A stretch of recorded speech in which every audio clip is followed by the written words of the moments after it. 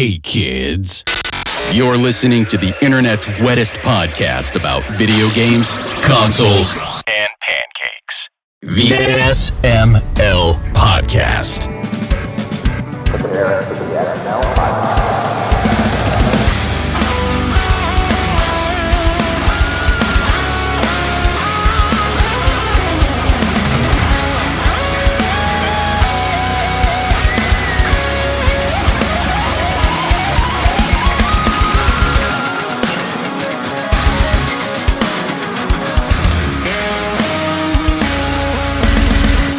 What's up, everybody? This is the SML Podcast. I am your host, Joe. Aki and Bri are here. How are you two doing? Pretty good. Good. I'm eating pizza. What kind? Well, before I pulled all the meatball off of it and ate it, it was a light cheese extra sauce and meatball pizza from Little Caesars, which is my favorite. I'm the opposite. I like light sauce and extra cheese. So does my mom. I lactose intolerance, and the only thing I can really taste is sauce. So, got lots of sauce, little cheese for me. Yeah, the red sauce with the greasy cheese and meat and stuff causes my stomach to turn. So I actually usually get my pizza from Domino's with the garlic parmesan sauce instead of the red sauce, and that seems to be fine for me. It doesn't cause me any distress. Fair. Domino's is my second favorite after Little Caesars. Domino's is the only place that'll actually deliver to me right now, so that's where I go. Same. Fair. Unless we do DoorDash or Uber Eats and order from the next town over. But we usually I'd have to order from pretty far away to get a good pizza. There's a Mellow Mushroom 45 minutes away. I would totally eat there all the time if I could. Into a Mellow Mushroom in Arkansas. I didn't know they were... I've never even heard of it. Around. Yeah. It's a big chain. They have them in Florida. They have them up here in North Carolina. They have a couple of them. They're not a huge chain where you can find them everywhere, but they definitely have a couple of restaurants in some bigger locations. So, yeah. Okay, what exactly is this place? Because when you first said its name, I figured, it's a place that sells marshmallow candy. And then you said restaurant. So now I have absolutely no idea what the fuck they sell. It's a pizza place. Mellow Mushroom. Oh. Yeah, they okay. Some of their big things is mushrooms. So you can get mushroom pizza, mushroom soup, mushrooms on your salad. Oh. But no, they just have a really good dough and they make a really good pizza. So okay. Interesting. It's a cool vibe too. Very mushroom hippie kind of thing. Nice. So now we know all the potheads congregate. Oh man. So you could tell Jacob's not here. He's not feeling that great today, so he'll be on the show near the end doing his reviews. Because I got to record 4 days this week. Yay. Yeah. Yay. Well, I hope everybody feels better soon. Tuesday was a show with 11 people. Wednesday I had to record at midnight with Chris. Thursday is today, which we're recording this, and I've been sick all day, which is fun. I blame Purnell, obviously. I thought we were blaming Jacob. Yeah, we could blame everyone. Yeah, Purnell messaged me this morning at 10. I got a message. He's like, "You awake?" Kind of. No. What's up? He's like, "You want to meet for lunch?" I'm like, "Where the fuck are you?" He was an hour away in Mount Pocono. So, oh, nice. We met up in a nearby town, Hazleton, met at Perkins, and just hung out for an hour, eating and shooting the shit. And then on the drive home, I pulled over and threw up on the drive home. No. Damn, that's... All my food was gone. That was an expensive meal, too. Didn't agree with you. I've been, the past 2-3 days, I've just been, nothing will stay down. I don't feel sick. I don't feel sick. It's just out of nowhere, I'll get nauseous and get sick and throw up. But I don't, I'm not stuffy. I don't feel trash. I don't know. I don't get it. Yeah, that's not something I'm familiar with hearing anyone say either. So I can't even guesstimate what's wrong, but I would definitely talk to a doctor, because that doesn't sound like a normal I'm sick situation. Because if you feel fine and then you eat and then you get sick, but you feel okay the rest of the time, that's not normal. That's the bad. food's just not agreeing with me. I don't know. For multiple days. Trash Rando slam 2 dues and call me in the morning. You got it, Dr. Trash. That might work. It is you. All right, we got a hefty amount of news and then some reviews we got to tackle. Should we dive into this? Yeah, let's do it. Sure. All right, today Nintendo held an Indie World event. Did anybody catch this? I did. Thing. I caught it. It existed. It was fine. There was I think 11 games or something. I think they talked about, and they were, it wasn't like it was bad. It just wasn't anything really particularly exciting for me. I liked one thing on there event. A lot. I was gonna say, is that where they announced the new mode coming to Little Kitty Big City? Yes. Yeah. Yes. Okay. that was my one thing. People were furious that Nintendo didn't announce any new AAAs. It's an indie event, you morons. Yeah. Yeah. Called Indie World. You're not going to see Metroid at Indie World. Shut up. Yep. But I don't know the exact order that everything went down because I slept all day. So I'm just going to go through the email I got from Nintendo in their order, and we'll discuss things as it goes. So the top of the list is Little Kitty Big City, the picture perfect update. It has new parts of the neighborhood to explore, and it is a free update to the main game. Nice. It's also going to give you a new photo mode, so you can take pictures of your kitty, and it also is going to allow you to edit the look of the cat. Yeah, I saw you can take, you can individually make the stripes on your, tabby cats and stuff, your stripy cats. That's pretty cool. Yeah. And new hats. Pretty cool. Yes. Oh, I missed that part. They showed off Mina the Hollower from Yacht Club Games. That is launching on Switch and Switch 2 October 31st. Very nice. I'm pretty sure I checked that out during the last Steam Indie demo. Yeah. Yeah, we both did. Isn't this hitting? Wasn't this announced for everything, or did they change it to Switch and PC only? Looks like it's coming out everything on October 31st. Because all the wording I've seen today is only mentioned the Switch. And that was an email direct from Yacht Club. Yeah. Interesting. Yeah. I don't know. Is This Seat Taken is a new game from Potty Studio in Wholesome Games Presents. I don't know. I don't know too much about this one. It is. It says it's a cozy, no pressure puzzle game where you're in charge of who sits where. Okay, I'm interested. Oh, I think that was the one where you were dealing with you weren't dealing with people, you were dealing with, was it objects or animals or something that you could move around in different places, like stores. I think there was even a train or something. I don't remember exactly. I kind of glossed through most of that stuff, sadly. Most of it just didn't really entice me personally. Injury, thank you for the 21-month resub. Message intentionally left blank. I appreciate that. As we as well have a space intentionally left blank. Yay. Is This Seat Taken being from Wholesome Games? Makes me wonder if Jenny Wyndham's involved in that one. Kim Chica. Got the bot before me again. Yep, I was on it. I'm reporting now. Yay. Hurdling from Panic and Okamotive, team behind the Far games, and Panic, who published Firewatch. It is a journey of survival, companionship, and trust. And it launches August 21st. I'm excited for that, and so is Bri. I am excited. Sadly, it's my moving week, and I won't be able to cover it. Yes. I mean, I'm so sorry. We'll give it to Jacob.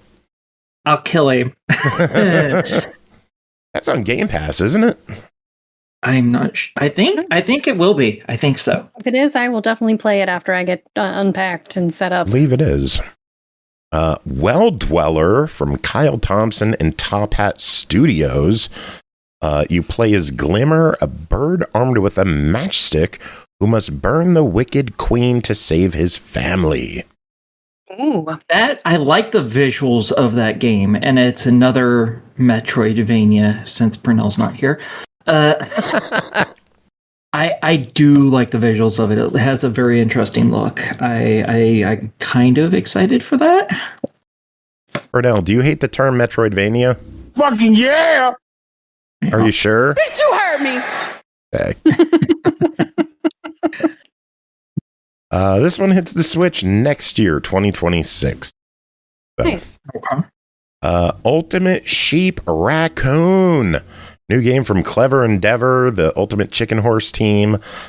If you've ever heard of the game Make Way, this is very, very similar, where it's a party game where you create the racetrack. Yes, that's a very cool idea. In Chicken Horse, it was you make the platformer. Now you make the racing game. I loved Make Way, so I am very excited to see this one. And the cool thing is this one has 8 players. Yeah. Jeez. Make Way is only 4. That'll be awesome. That hits Switch and Switch 2 this winter. I believe that's another one for Game Pass. Yeah, I think so. Ball Pit or Ball Cross Pit from Kenney, Son and Friends and Devolver Digital. This one's been getting a lot of hype lately. Has anyone seen much about this? No. Yeah, I saw the Indie World thing for it for a few seconds before I decided, I can't watch that. It is described as a brick-breaking, ball-fusing, base-building survival roguelike. Yeah, it is very flashy. Expand your homestead, generate resources, and recruit unique heroes to aid you in your perilous quest for riches. They've got 60 different balls in the game. All right. Sounds like a ball squad. Yeah. Felt necessary. Yep. Comes out October 15th on the Switch, later in the fall for Switch 2. And I believe that is another Game Pass Day 1. Nifty. That's pretty badass. Content warning from Landfall. It is a co-op horror game for 2 to 4 players where you'll explore the monster-filled depths of the old world, where you try to become famous. Yeah, it's basically you're spelunking in haunted places that have monsters and you're videotaping it. It's been on Steam for a while. People really seem to enjoy it, so that's pretty cool. I believe that's hitting everything as well. Oh, Switch nifty. and Switch 2 2026. And I believe it's PlayStation and Xbox as well. So good stuff there. Glaciered from Studio Snowblind and Playism. The Everwinters transform the planet's surface into a giant sheet of ice, and a new species prospers in this age of glacier-covered seas. That sounds pretty curious. Yeah, this looked really cool. I think people who like Pokemon, but really they just want to be the Pokemon, they'll probably like this. Now, that will be a timed console exclusive this winter on Switch 2. Yeah, so hopefully that means it comes to Xbox at some point, because I would kind of like to play this. This looks cute. Well, perhaps next year. But hopefully. That'd be cool. Last big title, or last in-depth title they went on was Neverway from Cold Blood Inc. and Outer Sloth. It is a nightmarish life sim RPG, co-directed by the pixel artist from Celeste. And music by Disaster Piece. Damn. Okay. Yeah, I really like the fast-paced graphics. combat as you explore this post-apocalyptic world filled with dangerous creatures and charming characters to befriend, romance, or deceive. There you go. There's farming, fishing, and cooking too. Interesting. Huh. So I could just seduce all the ladies in this. Okay, I approve. I approve wholeheartedly now. All right, cool. Nice. On a farm. Yeah, there you go. Hits the Switch next year. 50. So. And then was the sizzle reel, just going through a montage of quickie games and quickie announcements with some pretty cool announcements in there. UFO 50, the 50 game package that has been blown up on Steam, launches on the Switch as a timed exclusive today. Woot. It is out. Now everyone gets to enjoy that. I am very excited about that one. I hope that hits more platforms too. That one looks really good. Tiny Bookshop from Neoludic Games and Skystone is a cozy management game where you'll run a second-hand bookshop. That sounds like the moment I saw that, I was like, that is a Bri game. Mm-hmm. Oh, good news. It's out today. All right. There you go. Strange Antiquities from Bad Viking and Iceberg Interactive, where strange goings-on and dark mysteries abound as you become the caretaker of a store dealing in occult antiquities. It's a sequel to Strange Horticulture, and it hits the Switch September 17th. Another Bri game. Yep. Yeah. You know if that's hitting anything else? I'm looking it up right now. It's going to be on Steam. It was definitely going to be on Steam. I would imagine it's going to hit other things because it doesn't mention it's an exclusive. And like most of these mention exclusivity. Opus Prism Break from Sigono and Shueisha Games is a photo adventure game where you meet an enigmatic girl in a dreamlike world. And you must uncover the truth through the viewfinder of your camera. It is a timed platform exclusive this fall on Switch and Switch 2. Yeah, that's a me game for sure. That reminded me of like Spirited Away and stuff. I saw that and I got so excited, and then I was like, I will probably never get to play this, but it looks so good. Hey, you want to buy a Switch? No. I mean, no, I'm sorry. I cannot afford one. I got one for sale. Yeah, I'm sure you do. Do you have a van with candy too? What? Do you have a van with candy too? I do. I used to. Right. I used to have a white van. It used to be an electrician's van. So like the back was all stripped out, and it was. Oh yeah, you had the exact vehicle. Okay. Yeah, yep. I did. Nice. That was a popular van. Oh, I bet. Go-Go Town from Prideful Sloth and Cult Games, where you're a mayor tasked with building, fixing, and transforming a rundown tourist town to a bustling and functional city. Timed console exclusive next spring on the Switch. That screams Jacob to me. Maybe.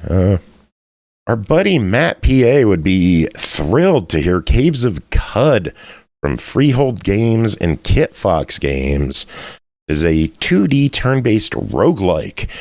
And the way Matt talks about it is it is a bonkers weird game, but it's very retro visuals. It is quite popular on Steam, and it will be launching as a Switch system exclusive this winter. Nice. That looks to be an outright full-on exclusive. Interesting. That's probably going to sell real well. Undusted Letters from the Past from 5 Min Lab Corp and Togue Productions is a cleaning game that uncovers a touching family past as you return various objects to pristine condition. It's the Switch in October. That game looks Sounds so good. Yep. And then one last game from there was Winter Burrow from Pine Creek Games and Noodle Cake, which is a woodland survival game about a mouse returning home to restore their childhood burrow, knit warm sweaters, bake pies, and more. It's the Switch this holiday. I'm pretty sure that's coming to everything, isn't it? Could be. I'm pretty sure it is. I know it was on one of those prior shows we did that wasn't a Nintendo one. I just don't remember if it was Winterboro. I just don't remember if it was the Xbox one, if it was an indie one, or if it was one of the Steam ones, because there's so many of these damn things and I can never remember what's in what anymore. Yeah, it's supposed to be coming to Xbox. Oh yeah, I thought so. Nice. But yeah, that was the Nindy World Direct, or Nindy World whatever showcase. That was pretty good. Some good stuff on there. And it sounds like a lot is going to be hitting multi-platforms. Some timed exclusives, which is always helpful for the Switch ecosystem. Because, Switch and PlayStation still get exclusives. At least it's only timed exclusives. I appreciate that. Oh, let's talk Game Pass. Newest Game Pass editions were announced for the next 2 weeks. Not too much this time. Earlier this week, we got Rain World. Nice. And then today was a pretty good day where we got Assassin's Creed Mirage. Ooh, nice. And then surprise, Heretic and Hexen released today. Surprise. Nice. And those are Doom-like games? Yep, like old school Doom, right? 3D, first-person shooters, pixel graphics, very old school. Back when I was a wee child. It hit everything, and it's $15, and it's on Game Pass. Nice. So, rock on. Next week, on the 12th, we're getting Aliens Fireteam Elite. Okay. And on the 14th, Nine Kings. It's PC game preview. Nine Kings. That sounds so familiar. Give me a second. I have to go look up that one because it sounds familiar, but I can't place it. Oh, while you're looking that up, I'll give some more info on Heretic and Hexen. Owners will receive Heretic Shadow of the Serpent Riders, Hexen Beyond Heretic, Hexen Death Kings of the Dark Citadel, and 2 all-new episodes created in collaboration between ID Software and Night Dive Studios. There's a total of 117 campaign maps and 120 deathmatch maps. Yep. That's also lot. features online cross-platform and local split screen.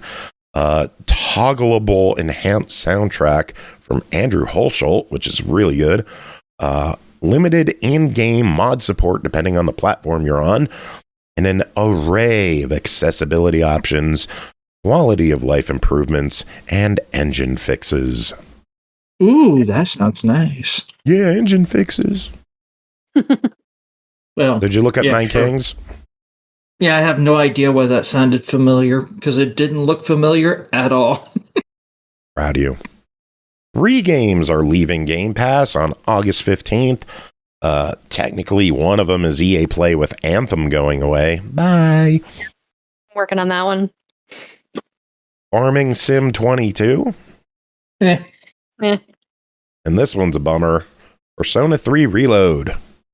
Yeah. Oh, I'm a little surprised by that. Okay. Yep. It's been on at least a year. Yeah, it's been a while. And plus, they had that free expansion pass for a while. Yeah. True. Some bummer of a news came out today. Reports are swirling that Xbox has canceled Contraband after 4 years of nothing. It was a partnership with Avalanche Studios, the creators of Just Cause. Avalanche confirmed that the project is, quote, on hold. Development has stopped for now while they reevaluate the project, but it looks like it's dead. Yeah.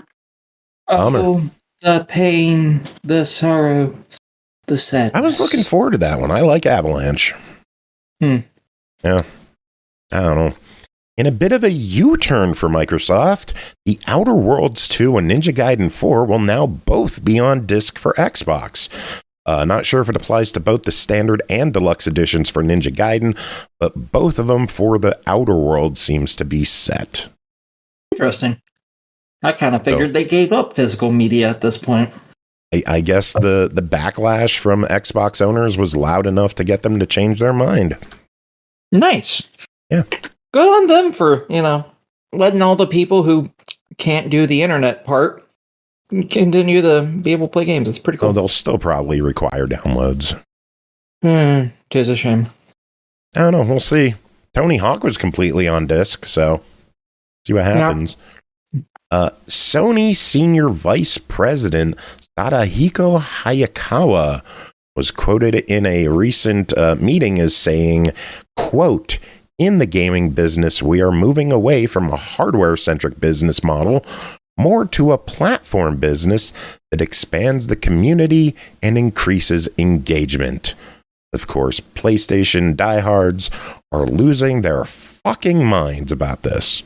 I don't know why. It's because what they're basically saying is, we're planning on doing what Microsoft's planning on doing, but realistically, that's like probably 5-6 decades down the line. Nah, not that far. It's already starting. And it's the same reaction Xbox fans went through last year. So, what was it? Last February, they were like, just 4 games are going to go. And now, like, fucking everything's going. The walls are breaking down. What a weird year. I'm so glad. Finally, we're getting closer to the future I wanted ever since I was a wee little one, where you'll be able to play whatever fucking game you want on whatever the fuck you have. That's going to be great, because all I want is just for people to be able to play their games, enjoy them, and talk about them, no matter what the fuck console they got. That's going to be nice. Metroid on Xbox, so. Not yet. Not yet. One day. One day. PS5 shipments now crossed the 80 million mark. God damn. Nice. Congrats to them. Holy shit. Meanwhile, Xbox is reportedly under 30 million series consoles sold. Fair. They're getting blown out. Yeah, that's kind of be expected, though. Yeah, so fair. Well, they're still doing pretty good. 30 million more people for Sony to release their games to. Mm-hmm. Yeah. So, Genshin Impact. Genshin Impact is going to be removed from the PS4 store on September 10th. February 25th will see in-game purchases end on PS4, and the game will end support completely on the PS4 April 8th, 2026. Amazingly, the Hoyoverse forums are completely packed with people who somehow have not upgraded their console or PC in 13 years. That's a little insane. Yeah, there's so many people like, I will never play again now that you're dropping PS4 support. Dude, you could play it on a fucking phone. Yeah. Like, it's not a super intensive game. It's just the PS4 is getting too weak for it, and they need to move on. Yeah, the updates for the game require updates that the PlayStation 4 cannot get because of OS differences. It's the same thing that happens with Windows on computers, Eventually they have to move on, not because the software is not good enough, but because the OS simply cannot manage certain upgrades that need to be done. It sucks. It really sucks, but that's sadly part of life, and you've had 13 years. Yeah. I mean, I understand the first few years. November 2013. By the time the game is gone on PS4, it will have been 13 years. 12 and a half at least. So I understand the first few years because, every system was a pain in the ass to get and they were basically just scalped all to hell. But it's been a long time since that. You can easily get one. Yeah, it's time to upgrade. Yeah. Or if you don't want to spend that much on a PS5 or a PC, Series S's aren't the most expensive. They went up, but I mean, you could still get a Series S used for a decent price. Yeah, I'd just go for a new computer, honestly. Genshin's on there, so. David Smith, the founder of Media Molecule, has left the company after 20 years. Focus on personal projects. Damn. So good luck to him. Yeah. And then the last bit of news I have is some exciting news for me. Embracer has formed RedOctane Games, headed up by former Neversoft devs who worked on Guitar Hero and DJ Hero, and some Yarg devs as well, which stands for Yet Another Rhythm Game on PC, very similar to Clone Hero in that it is a unlicensed platform to play customs. But it looks like rhythm games might be on a comeback with the CRKD guitar that just came out. RedOctane Games is officially doing a new 5-button guitar game, at least. No word on drums or vocals, but guitar's happening. Yeah. Can we get Rock Band 5 now, please? No. Great. Fortnite Festival can still eat my entire asshole. I'm not playing Fortnite Festival.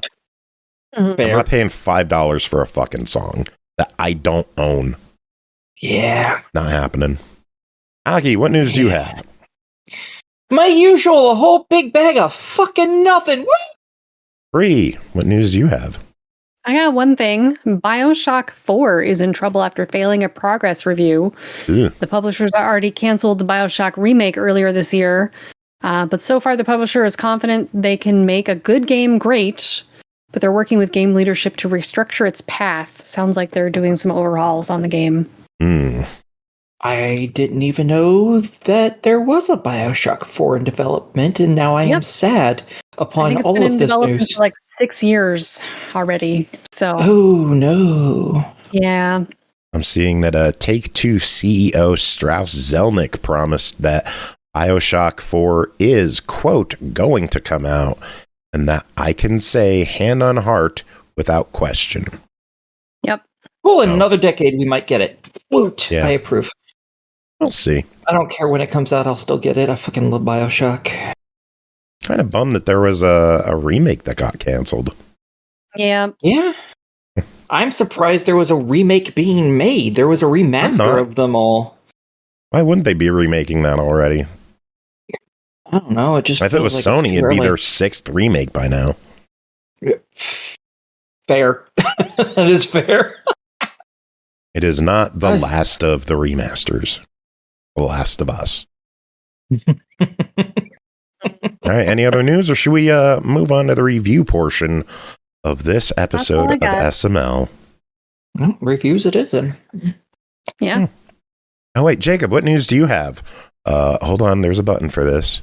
There is a button for this. Yep. You want to try again, Jacob? Disney Dreamlight Valley. Good job, drug addicts. Thanks, Matt. That's unbelievable. All right, let's kick off the reviews. First game to talk about tonight is No Sleep for Kaname Date from the AI, the Somnium Files, developed and published by Spike Chunsoft, released July 25th, Switch, Switch 2, and Steam for $39.99. Nintendo Switch and Switch 2 versions of the game are different products. They have different product codes. Saves from one will not work on the other. The Switch 2 version requires 10 gig, and a physical is the key card. Iris has been abducted by aliens, finding herself on board a mysterious UFO and tasked with completing a bizarre escape game. Iris knows there's one person who she can always count on for help. Kaname Date. Aki, what's going on in this? This is a man after my own heart. He likes to sleep a lot and look at porn mags. That is this detective's life. That is your life. Basically, yeah. Oh, it's not AI, the Somnia Files. It's Aki, the Somnium Bot. There's a K in there, okay? Yeah, it's just very silent and you can't see it. That's all. Silent K. Yep, that you can't see. So yeah, in this, you're playing a detective, Date, and he works with the usual group that we always follow in these games. And he is just traveling around trying to figure out where the hell this young woman is who was apparently kidnapped by aliens. She's going through a whole bunch of death games that she's, how to say this nicely, too fucking stupid to manage on her own in any conceivable way on any universe. In any parallel world, she will never be smart enough to do any of these on her own. So she has been given a little wristwatch telephone thingamabob from the reptilian queen. And she can only contact one person on Earth, and she chose Date because apparently she just thought he didn't have anything better to do with his time. She's so wrong about that, but, well, she figures that out. And, yeah, so you go between playing as Iris and some other characters in the death games, figuring out little puzzles, usually with Date's help. He ends up being more of a hint system for you during that, as well as some other characters becoming hint systems that are with him. And then those are all like escape the room style games where, you know, you walk around the room, you find stuff, you figure out how that interacts with other parts of the room, and you slowly figure out how to get the fuck out of there without dying. Then it also switches to the standard detective stuff where Date is running around the world, going to different places, talking to people. Basically, it's all visual novel, just talk about all these different things. Click on everything to see what his opinions are on it. Eventually, you'll find some things that you can click on more times than you probably should, and at that point, you will get an alternate ending where Iris figures out he does have better things to do than save her. Usually, trying to get a date with a woman. He's a loser. I love him. And then the last section of gameplay there are when you're going into people's minds, which is what the whole series is kind of about, is more about doing that and the detective part. And basically you go into people's minds, you can only be in there a certain amount of time, and everything you do slowly runs out this timer. Moving runs it out slowly. Standing still doesn't, but also anytime you interact with something, it'll tell you how much time it takes. And if you interact with it, it takes that much time away from you. It just is what it is. And with that, you get these little points that you can use to unlock bonus stuff. And yeah, you get to enter criminals' minds and piece together, figure out who they are, why they did what they did, so on and so forth. Except for Date is not the most competent, if you would believe that from everything I've said about him so far. So he doesn't surprisingly learn all that much, ever. I love him. He reminds me of me. And, yeah, it's great fun. There's a whole bunch of alternate endings that you get typically while playing as Date, just fucking around and finding out. Like, there was one where he got with a talent agent, and they ran off to a place that has a lot of gambling, and he decided to quit the police force and go there and became a bum. There was another one where, like, he was driving down the road and terrorists attacked him. So he was dealing with that shit instead of helping Iris. And just weird stuff like that. Like, there's just a whole bunch of little weird-ass fucking endings that honestly are really fun to find because they're just so absurd and silly that they're hilarious. I absolutely adore them. And yeah, between that and figuring out the puzzles, because some of them are kind of difficult, but some of them require you to think in a way that just isn't necessarily normal. They're not actually all that particularly hard to do. You just have to wrap your mind around it, and that's the hard part. For instance, there was one where basically a dice was cut open and laid flat, and you had to mark what colors the walls were.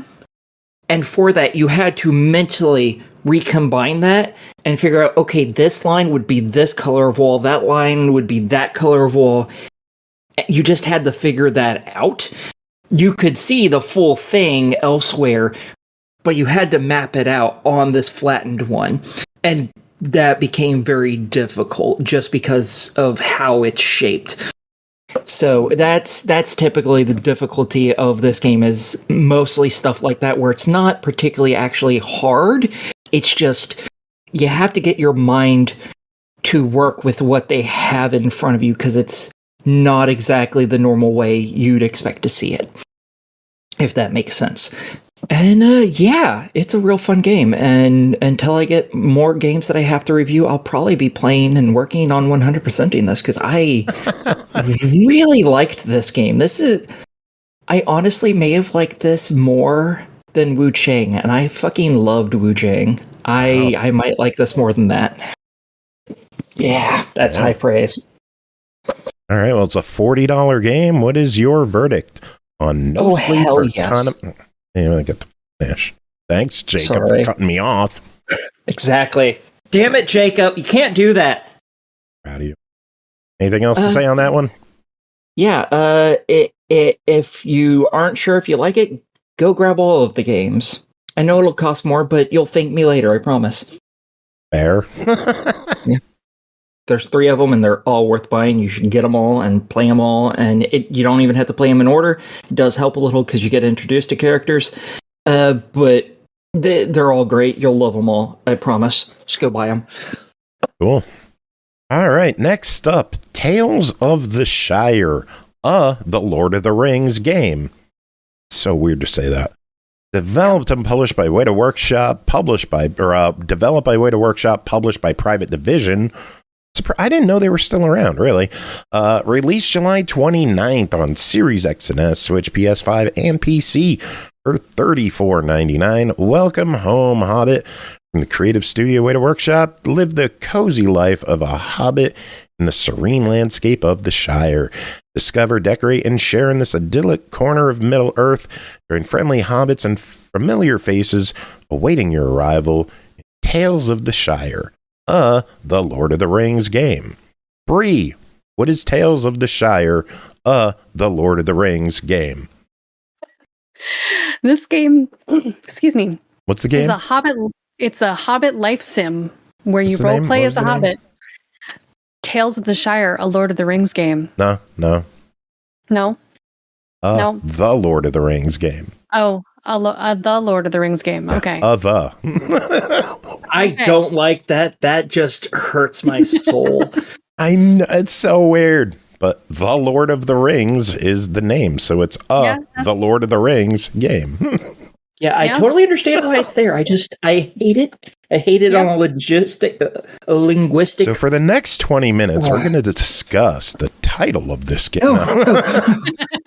Bri, tell us about Tales of the Shire. So yes, this game is a Hobbit life sim where you roleplay as a Hobbit and manage your Hobbit social life. It is cozy as fuck. It takes place in the Third Age, after the first defeat of Sauron. If you're familiar with the books, you're going to find lots of little things to be excited for, because it feels like the team really did their research into the lore of hobbits.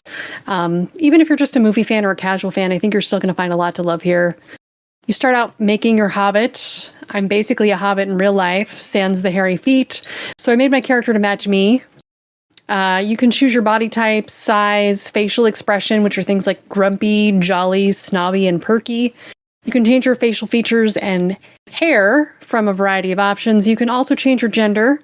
There's a section for choosing the size, shape, and quality of your foot hair.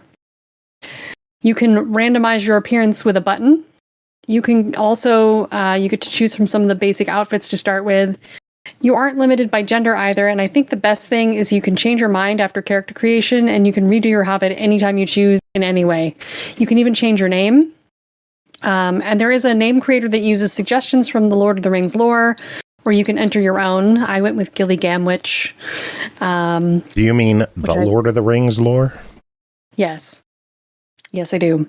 The story starts out in the fields outside of Bri on the way to the Bywater, or to Bywater. You're just talking about yourself, aren't you? Yep. You're awoken by Gandalf from your nap. We are a young hobbit that doesn't know how to cook or fish, and Gandalf takes us to Bywater, to our new home in Old Ruby's cottage. I assume she passed away. We start our hobbit adventures in cooking, gardening, fishing, and making our hobbit hole our hobbit home. We meet our neighbor Orlo, and he's missed second breakfast to help us out. The first thing we need to do is feed the poor starved hobbit. Our built-in tutorial gives us the basics of a recipe to make some rhubarb porridge with oats and milk. And the basic cooking is both detailed and simple at the same time. You need to chop and mix your ingredients, but it prompts you all the way. When you share a meal, you send handwritten invites to people. You set the table and put your food out and share one of your many meals of the day. Navigating a quest, which are called tales, is easy. There are blue birds to lead the way. You just follow them where they lead. I couldn't think of a better system for hobbits than following birds around. Sometimes I would get turned around, though, because I didn't see which way the birds were pointing, and it took a bit to get used to. And the names of quests are things that are like really cute, like finding your feet. I thought that was cute. But the main goal of the game is to just be the best hobbit you can be and meet all the folks in Bywater and integrate into village life. You have relationship levels with the other hobbits that you can foster by sharing meals and doing tasks for or with them. I have a question. Yes. You said the game was about being the best hobbit you could be. What if the best hobbit I can be is Golem? Well, you're probably not going to be very successful at integrating into village life then. Damn. I know. You're still the only one I know who calls him Golem. Fair. It's because I pronounce it incorrectly. Yeah. People are all about sharing and giving gifts as part of the culture. They share food and recipes with you freely. Some hobbits are grumpier than others and have a different take on what it means to be part of hobbit society. And some of them are really territorial in the cutest ways possible, like their fishing holes. We meet our neighbor Old Noakes on a quest that gives us a fishing rod and shows us Old Ruby's pond by our house and the basics of fishing. It's, again, fairly detailed, but also simple in the controls.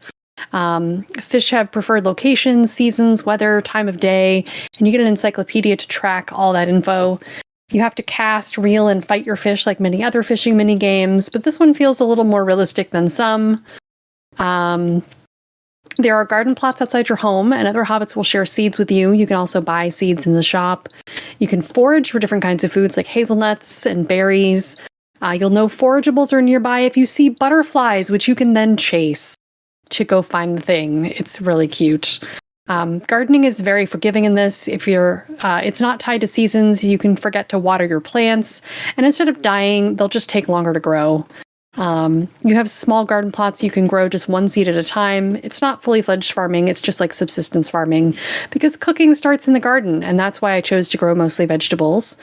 You do have options to focus on flowers, though, if you choose. Going back to cooking, I would say it's a core mechanic to share meals with neighbors and friends. Your recipes are what you have to cook by. There's no real experimentation. There is a star rating for each dish you cook, but not a lot of instructions in the recipe on how to get there. I lucked out at my first attempt in cooking and resulted in a 3-star meal and got me an achievement. You take each ingredient and chop it to a degree of fineness. You might have to cook some of the ingredients to season them. There's supposedly seasonings, but I haven't figured that out yet. You might want your potatoes chunky. You might want them mashed. You kind of have to know what food to give. You have to know food a little to give a decent assessment of what might be the right texture for the recipe in question. Like making a pudding would suggest a finer consistency. But your recipe can only be made if you have the ingredients on hand, and it'll automatically pull them from your pantry. And then you chop and put them in the bowl. Not a lot of detail overall in the cooking, but I enjoyed that it was kind of simple. If I wanted the detail of a cooking sim, I'd go play one of those. Managing your social life is key. You need to serve food in a timely manner with the right kinds of flavor and by proper invitation, as I mentioned. Each hobbit you invite has likes and dislikes in terms of food and other people, so they will reject your invitations if you don't perform well. And the way to a hobbit's heart is definitely through their stomach. You also have an inventory to manage. You have limited space in your personal inventory. I think you can have like 10 things in your backpack. And then you have a pantry with plenty of space. You can also trade with other hobbits if you find yourself with too many berries. And there's stores to buy things. There's a day-night cycle. You need to sleep on the regular. If you stay up too late, you'll sleep in and waste your daylight hours, which are important for getting side quests done, or main quests even. Your main hobbits NPCs all have different places they will be on the map at different times of day. In the evening, you'll find a lot of them at the Green Dragon, a pub in the village square, which is actually a circle, not a square. And when you go to sleep, if you get like a lovely little view of your hobbit hole from the outside and a daily wrap up of what you've accomplished, like if you found new fish or berries or something different, it'll tell you at the end of the day. If, like me, you forget to pause the game and walk away for 10 minutes, you might find yourself on a wake-up screen having been put to bed by a neighbor who moved you in his wheelbarrow, as I found out in a letter that came in my mail the next day. The map is really well done. In addition to those birds that are there to help you on your selected quests, it will show you general whereabouts of individuals and allow you to track them and go say hi and deliver things to them or ask questions or whatever. One thing about the map that a picky fan might notice is it isn't completely accurate to the books. I found that out because I know. I only found that out because I wanted to understand someone's really bad review of the game. Because I was having a blast, and they had some serious nitpicks because they were big book fans. Anal retentive fucks. Yeah, the entire lot of them. Jesus. Save Point Society said, "You forgot 11Z's. Your hobbit died from starvation." Exactly. But you can pick areas on the map and just set a tracker to it. Reddit boards are probably big mad about that. Oh, they are. They absolutely are. Fucking Reddit. Yeah, after like some the learning to integrate, Helldivers Reddit pissed off about the Xbox release. Oh, true story. But yeah, we learned that Bywater isn't officially a village, but we really want to be one. So we've set up some clubs to learn new skills. We have to hang a wolf's head over the village gate and some other absurd stuff. Yeah, we'll just stick to the clubs for now. That's the big next goal of the game in like Act 2 is simply to become a village. And once you get clubs going, you have a bunch of new things that open up to you. The art is beautiful, stylish, soft, full of nature. The water is gorgeous and the plants are full of movement. Bywater lives up to its name. It's Bywater. There's lots of water. The lighting is... Doesn't make any sense. I know. Oh, I thought the water just made everyone want to have sex with everybody. Huh? Hobbits. Yep. The lighting is inviting and tranquil. The art style is cartoony as opposed to realistic, and I couldn't love that more. The music was full of airy flutes. It's cozy and calming and blends into the background of the game in a way that is inviting and not overtly there. No catchy tunes to get stuck in your head. There are singing birds and nature sounds to make the soundscapes feel alive. The game auto-saves, but also allows for manual save slots. There's a photo mode if you want to share your cozy experience with others. That includes all kinds of emotes you can use to jazz up your pictures. The achievement and trophy list is also charming. It gives you goals like cooking all the recipes in the game that have potatoes in it. It's called potatoes. Because, of course, we should boil them, mash them, and stick them in a stew. But it also encourages us to expand our home, find all the fish, and host meals with our neighbors. You can pet the animals. There's pigs and sheep and things all around that you can pet, and they will sit down for you. It's very cute. A couple of knocks. Sometimes I felt like I lost my bird trail, and it was harder to find moving targets than I thought. The only way to pause the game is to pause time is to pause the game, which was not great for streaming. Sometimes the PC button indicators show up instead of the console, like the controller disconnect screen says press E to reconnect. Yeah. It's just a couple of knocks, and then, like I said, if you're really into like the Silmarillion and reading all that stuff, there are some things that might not be super accurate. There are some named characters in here besides you'll run into Gandalf. They do mention Bilbo, and they do mention a couple other characters. And then you do get to meet Rosie Cotton, and there's a little scene I got where she talks about, not flirting, but she just wants to go talk to the Gamgee family about their gardening, totally not check out, the son there and see how he's doing, because she's totally not going to marry him later. All right. So, yeah, if you love Hobbits or role-playing management games, I think you're going to like this. You get a good pace of story and some freedom in the mechanics to garden, fish, decorate, cook on your own schedule. You can focus on what you want when you want it most of the time. The controls are pretty intuitive. If you're looking for like a deep simulator of any one type, this isn't it. This is pretty casual, somewhat repetitive at times, Hobbit Sim. Life is simple in the Shire, and so is this game. I think that it did a good job of focusing on the Hobbit life and not overburdening the game with too complex a farming, fishing mechanic, etc. There were some things I wish weren't so repetitive, like the cutscenes for shared meals. You can skip them, though. I wish there was voice acting for some more immersive sim. But I got lost in this game. Exploration was really fun to me. I love just bumbling around and relaxing into my tasks. New question for you. Okay, new question. You said you can pet everything. Can you pet other hobbits? You cannot pet other hobbits. Oh. That's bullshit. I know. Very much so. I don't even want the game anymore if you can't pet hobbits. Exactly. But you can pet the pigs. It's super cute. Okay, then I'll get it. Oh, they're close to hobbits. It's fine. $35 verdict. I would say the price is great for something from bigger set of names and licensed material. I think there's a lot to do in this game. I would say buy it. I had fun. Very good. Very good. All right, next up, Bus Flipper Renovator Simulator. Developed by Project Zima, published by Polden Publishing. Released July 31st on Steam for $12.95. Have you ever wondered, what if I buy an old bus and convert it into a camper? Or maybe a cafe on wheels? Just going to leave it there. Okay. Now, this bus conversion simulator will give you that. You will get a variety of different buses and vans to convert, clean, destroy, create, customize, test it, sell it, and make profit. Bri, what's going on in Bus Flipper? I like me some flipper games, so I wanted to give this one a go. I actually considered tiny house living at one point in my life, and I wanted to do the work myself. So this particular flipper subject is something I'm interested in. I wish there was better controller support. My Steam Map controller worked a little, but I couldn't figure out what buttons did what, and so I ended up just sticking with keyboard and mouse. And that's just, I'm used to controller mapping. My wrists start to hurt using the keyboard after a while. So I'm hoping this will get ported to consoles, because this was pretty quality. You have two control schemes, original and house flipper style. You can remap the controls to your liking as well. There are before and after photos available for your projects. The game starts out with a photorealistic trailer I actually thought was a video at first glance. It's about the open road and the RV life, and our character is an RV enthusiast that flips buses. Whether they're for living or business, he's your guy. You start out making some quick cash on an easy flip. You buy the used RV with a negotiation slider and then clean it out, put some new furniture in, and sell it. Again, using the negotiation slider for about double what you paid for it if you're lucky.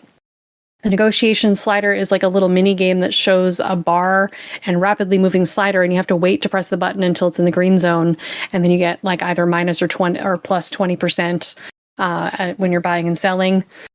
You have several tools on your wheel to get the jobs done. You have a hammer to destroy things, a trash bag, cleaning supplies, and more as you get further into the game. There are also perks you can earn for cheaper products, faster cleaning, faster installs, etc. These things will improve your overall gameplay a decent amount. You can make a game of throwing the trash into the bin, and the game tracks your highest score. It'll net you some cash too, so always throw away all of your trash bags. You'll find extras around the level. In addition to flipping, you can also take jobs for cash. The first job was Breaking Bad, and you clean a meth lab RV so it can be usable again. You get rated at the end of your job based on how you do, like getting all the cleanables, the trash objectives done, finding collectible items. and doing extra cleaning that is not on the task list, like those extra trash bags. The better you score, the more money you get. Jobs help you learn tasks like electrical and plumbing so you can make flip creations of your dreams. Each job gets progressively more complex. You'll build on skills you learned in plumbing and tiling surfaces and add new skills like room partitions and assembling furniture. Once you've cleaned up the mess on your job, you'll be given a picture of the build that is supposed to sort of look like. Sometimes your furniture and cabinets will have like a blue outline of where it's supposed to go in the build. Other times you're on your own to figure out where it's supposed to fit in. That inconsistency was a little frustrating sometimes. After getting to know the game and available builds and such, it becomes a lot easier to cram things into the available space in a logical fashion. When you assemble cabinets and the like, you have to screw things together, and there's a minigame meter for you to aim for a green zone. If you get the perfect screw, you get paid extra. Always go for the perfect screw. Yeah. I mentioned collectibles earlier. If you collect the arcade cabinet on the second job, you get a playable Doom clone called Boom in your garage, where you can where you store your other collectibles, which was pretty fun.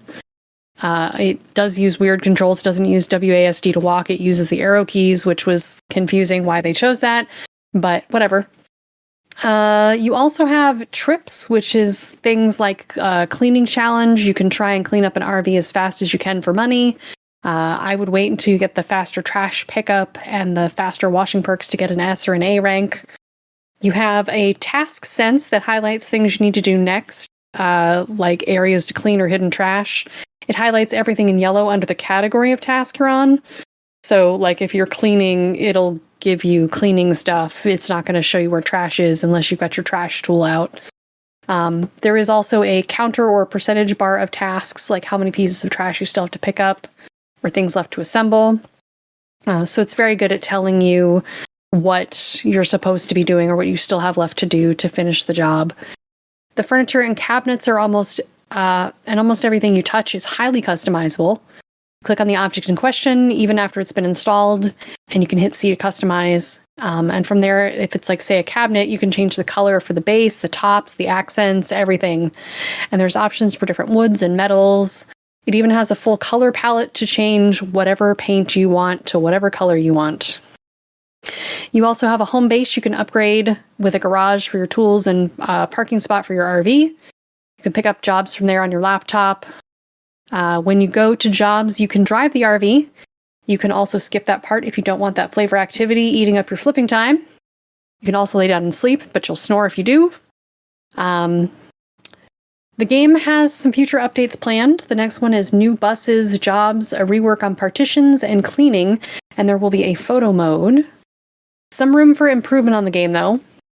I ran into an issue where I saved the game mid-job and ended for the night. I came back to the spot I was on, but when I started trying to add furniture, it restarted the list, even though I already had items down and installed. So it tried to duplicate the stove and several counters.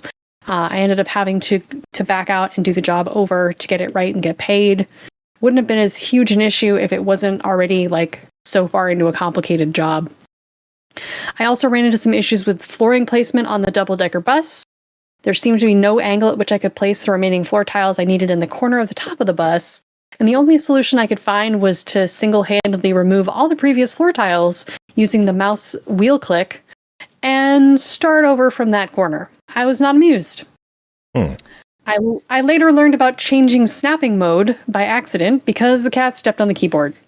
So apparently there's another way to adjust things so that it would have possibly saved me from having to do what I did.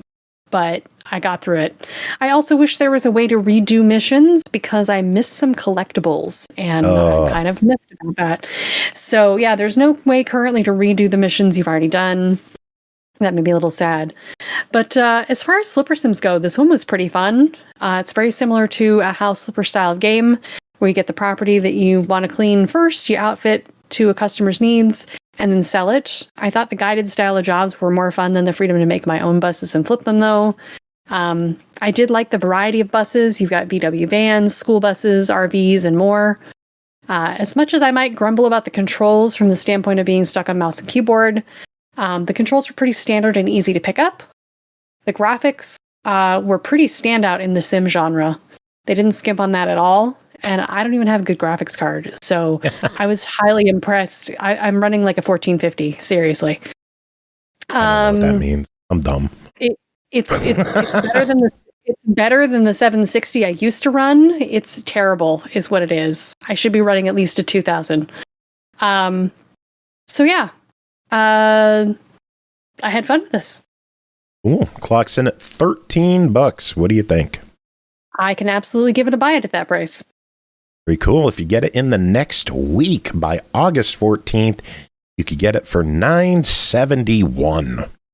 Nice. I love weird prices like that. They have a supporter pack that is $5.95. It includes 25 decorative items, including a dishware set, a knife set, a plant collection, an appliance and decor bundle. Basically just, fun little things to help support the dev. You think it's worth $6? Yeah, I mean, get the game on sale and get the bundle. That sounds great. If you like the actual, creating your own spaces more than I do, that sounds like a good deal. Also get the Bounder Hawaii bus skin. Ooh. To a bright island-inspired look. I like it. And you get eternal thanks from the devs, which, of course. Good. Yeah. Y'all want to see the picture I made for the episode? Sure. Okay, here, I'll throw up the original first. Okay. I'm sure you can see where this is going already. Mm-hmm. I can They're kind of all see. mushrooms. Orlo. Okay. Yeah. We got Orlo. Oh, damn it. That was annoying. Cranked it. They have to be so big. There we go. Hey. Oh my god, that is perfect. Oh, you got the belt buckle with the logo. Nice. Yep. There's Jacob as a hobbit. The waist button. You don't show up to the show, that's what fucking happens, Jacob. You get turned into a hobbit. Suck a dick. Next game to talk about, MakeRoom, developed by Kenney, published by Wholesome Games Presents, released August 7th on Steam for $10, $9.99. MakeRoom is an adorable sandbox building game. Learn the ropes with guided design requests and use more than 1,000 objects to flex your design skills. Unlock your imagination with custom furniture creation tool. What will you make? Whether it's a cozy room for cats, a moody hideaway for a vampire, or a compact camper van. Hey, more vans. The choice is yours. Aki and Bri, both you played this. Aki, start us off. What is MakeRoom? This is a diorama making game. You're basically given a little room, and you can choose between different types of rooms to make it at different sizes as you see fit, different shapes and the like. You can orientate the room how you like so you can see it better. And then you get to paint the floors, the walls, add a whole bunch of random shit in it, change the colors of some of that even. And it's great fun. You go into a campaign mode, kinda, sorta. You click mode, on on guided mode, and it has you go into different places, and you basically add the stuff that it tells you to add into that room, so it gets check marked off, so you can be done with this bitch. You do that for every one of the rooms, and yay! And that's what basically everything is in that game, is just doing that. It is just a diorama maker. Nothing else really. There were some levels where you have to clean stuff first, which was kind of cool. So you have a vacuum and a mop and a broom. You can clean up cobwebs and spills and stuff. Yeah, that's true. I almost forgot about that actually. And there's a whole bunch of options for everything. Sadly, for lots of games like this, they're very simple, obviously, because it's just diorama maker. But they're all missing the same exact component that they really, really need, and that's a snap to function for all of their stuff. So, you can't put down a counter and then snap a different part of the counter to it, because that would be too complicated for games like this, apparently. And that drives me crazy, because it's like, you can't get it at just the right depth, because it doesn't snap to the walls or anything else either. So you can't align things perfectly, which drives me out of my fucking mind. But yeah, oh god. That is perfect picture. And yeah, so it's a pretty simple game. In guided mode, there's what, 13? I think there's 13 different ones. Yeah, there's like a meditation space, an art studio, a vampire welcome, a spy headquarter. There's a cat room you can do, and actually you can customize a lot of things more than you would think in a diorama game. I was pretty impressed with the level of things you could change. You can even change the fur colors of the cats, so that was cool. I didn't know that. I didn't see that one. Yep. Oh, that's cool. Yeah, it's a very simple game. Everything has its own little section in the inventory, so it'll be like, oh, here's bathroom stuff, here's kitchen stuff, here's miscellaneous crap, here's sofas, all that fun stuff. There's like 1,000 objects, I think, that you have available. Yeah, you have entirely too damn much. Entirely too damn much. There's also controller Aki, support. you can't say damn right now because we're not allowed to swear for the next 10 minutes. Oh, no. Ivor, why would you do this to me, Ivor? Why? What did I do to you? I'm so nice to all of you. Why would you do this to me? That's so cruel. You're cruel. You're a cruel person. Yeah. So, Bri, you take over. Please. Yeah, so very cruel. Controller support. I played with both the mouse and controller. I like the controller more for one reason, and that was the ability to rotate without moving to the keyboard. I just like having all the controls at one fingertip, and the tutorial didn't show me how to rotate things. I just figured that out on a controller by pressing buttons. You can shrink and increase the size of objects. You can duplicate them, move them, color them. In either the creative mode, which I didn't really play the creative mode as much as I did the guided mode. I don't know, I was in a mood this week. But you can change the lighting and sound effects of a scene, so you can make it snowy. You can change the colors and backgrounds. You can make it purple and have palm trees. Like, there's fun different things you can do. You do unlock different furniture and options when you complete objectives in the guided mode. Not a lot of them, but yeah. 1 to 3 for every one of them you finish. So it's a little something at least. Yeah. What else? I was pretty impressed at how easy the controls were. It felt fairly well organized in terms of finding things. You had a search option you could use to find, like, the washing machine was under kitchen appliances, which is not where I would have put it, but it was the only logical place. So, okay, that works. I've played a couple other diorama games, and I would say this was a better one. Definitely, it is one of the better ones. Again, the only thing really any of these are missing to be really, really good is just a snap feature. That would make it so much better if you could just snap stuff to the wall, snap stuff to each other. It would make life so much easier. That way, like, again, with my example is, like, for some of these, they have you build a kitchen in different places, and you just can't get them quite lined up right. And maybe I'm just a perfectionist and anal retentive, but because I couldn't do that, it drove me out of my mind, and I hated looking at it. Fair. I just want everything to align perfectly. Why? You should have played Bus Flipper. Yeah.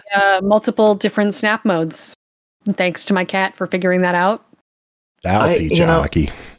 I did debate on it, but I just had too much stuff as is for this week. So, all right, $10. What do you two think?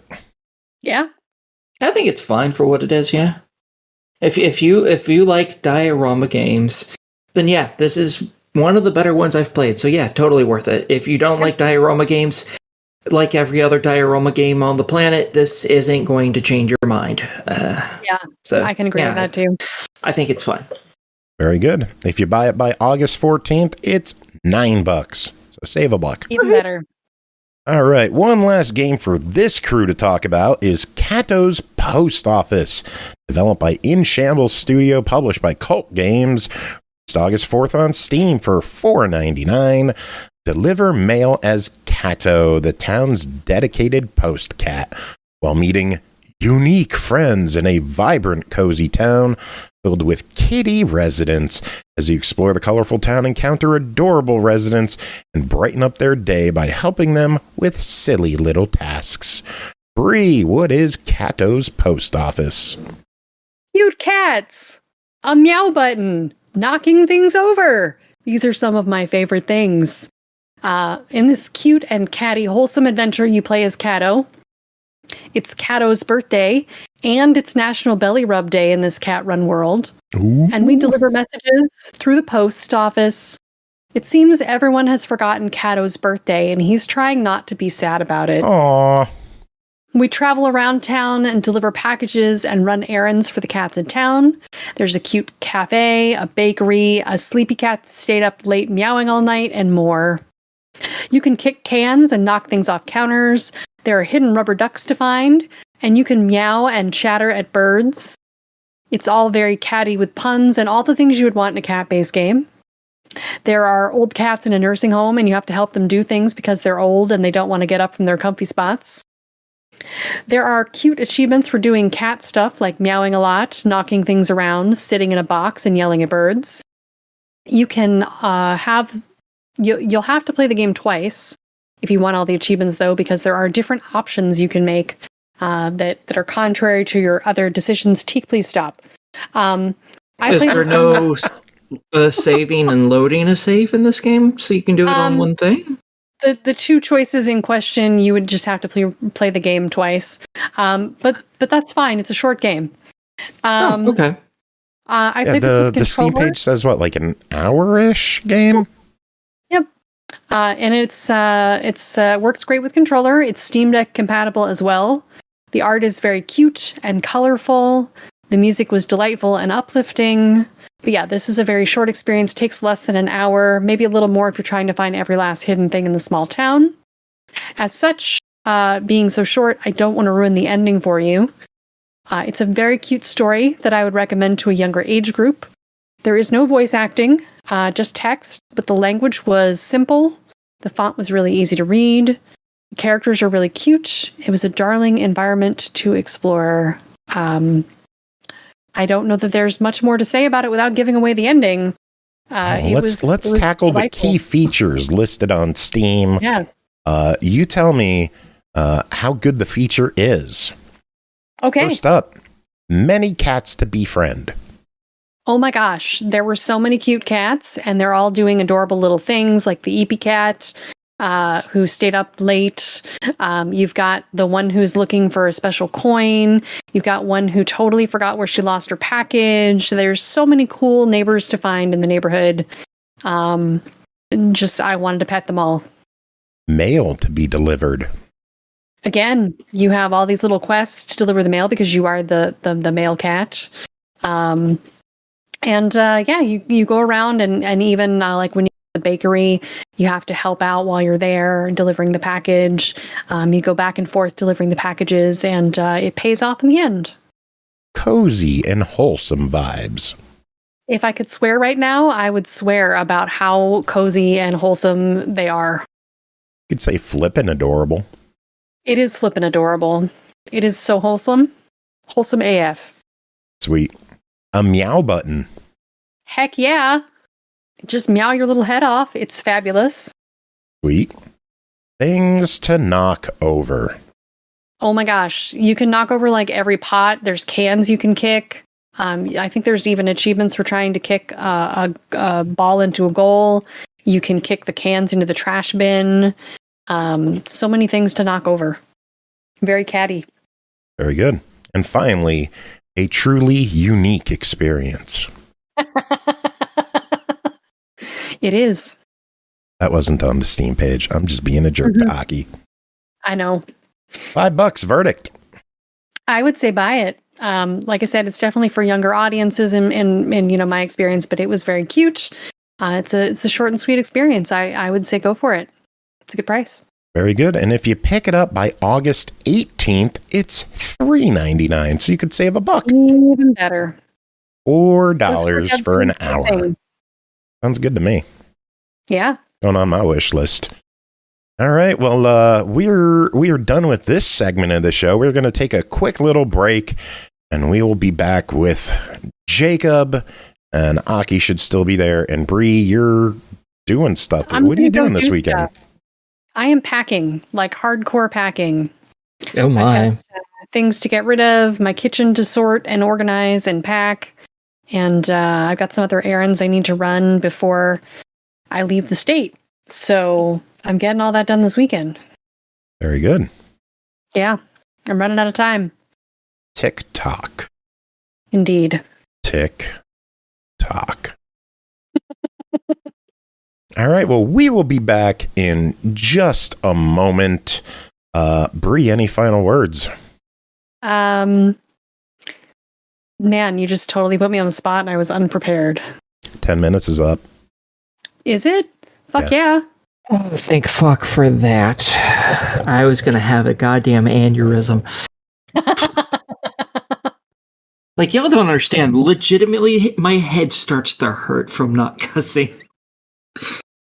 Oh, y'all are cruel. Why do this to me? I think it's funnier that I'm just letting you ramble and I haven't stopped recording yet. Oh, good stuff. Yeah. All right, well, have a good rest of your show. And we won't, but we can at least pretend to for a few seconds at a time. Yeah. Yay, Jacob.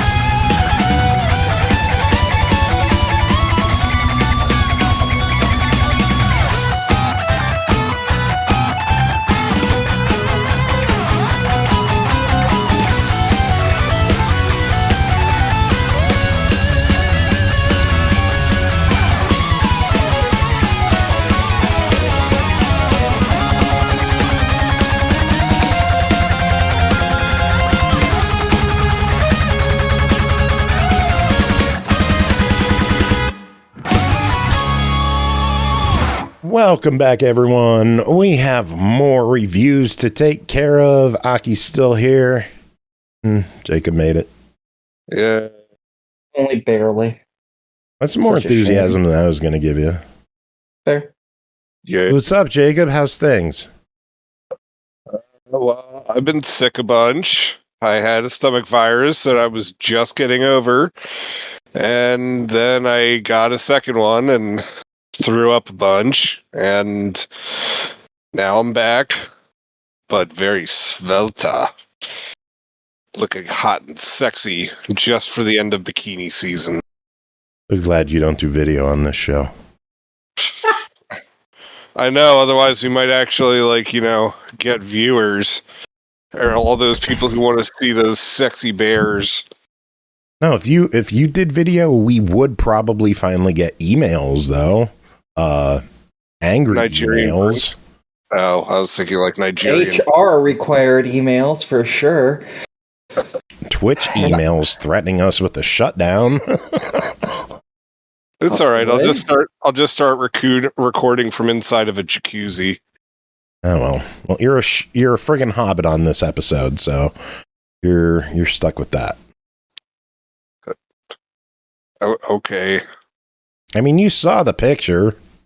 Yeah, I did. It's a good one. I like it. I approve. Yeah. Letting you know. Yeah. Can you redeem yourself? Because you've got a whole bunch of games to talk about. You ready to do these? Yeah, I'm ready to do them. But why are you answering for me? Because I also have ones to do, and I want to get done. Fair. Pete Shaw. I forgot that we were doing. I forgot we were doing this at midnight. I've been here since like 7:40. Good lord. So you've just been waiting for like 5 hours? Yeah. Just a little bit. Did you not think to message me? No, not really. I just assume I'm right because I usually am. All right. Next game to talk about. Like, where do you go from that? Yeah. I never say anything that's easy to segue from. I sat here bored for 4.5 hours. What'd you do? Stared at the wall. Jacking it. Just waiting. Jacking it, thinking of Jacob joining. Jacking it to Jacob. Now I suddenly really, really want to just down that entire bottle of hot sauce and just die. Gotta save that for Tuesday. Yeah, I am preparing stuff for Tuesday, actually. That's what I've been doing. Bree's joining Tuesday, you know. Yeah. She's preparing her anus. Jacob, you might want to join Tuesday at 9. No. I mean, being able to witness Aki dying has always been a thrill of mine, so... It might legitimately happen at the end, too. There we go. Good times. All right, let's get to reviews. Jacob's first game to talk about is 9 Years of Shadows, developed by Halberd Studios, published by JanduSoft. Released July 30th on Xbox One, Series X and S, PS4, and PS5 for $19.99. 9 Years of Shadows is a side-scrolling Metroidvania by Halberd Studios. Travel alongside Europa, a brave warrior determined to enter the mechanical giant Talos. Stop the corruption within before it swallows the world in darkness. Battle through tainted creatures, meet charismatic musicians, and uncover the truth behind the curse that robbed the land of all color. Jacob, what is 9 Years of Shadows? So 9 Years of Shadows is a Metroidvania where you're playing as this girl, Europa. Cornell loves that word, right? Fucking yeah! What, Metroidvania? Yeah. Fucking yeah! I mean, I didn't know. It could be Europa. Like, he might be all about... I don't know, man. Metroidvania. He loves that word. Makes sense.